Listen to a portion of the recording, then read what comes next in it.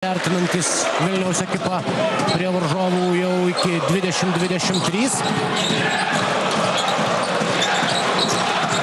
Įpusėjus antrajam kėliniui. Raisas, Seibutis, perdavimas Valančiūnui, Valančiūnas ir pražanga prieš jį. Pirmąjį varžovą Valančiūnas suklaidino, palikdamas Županą už nugaros.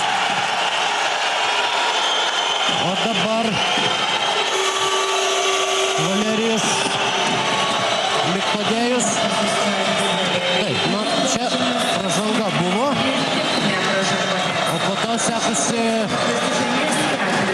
reakcija, uždirbo Mikkodėjui antrąją techninę pražangą Spartako komandai per paskutinėsias pusantros minutės.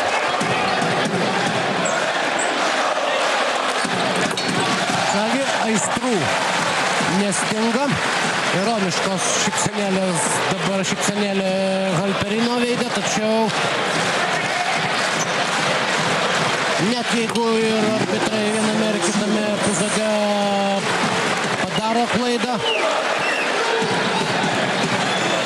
vis tik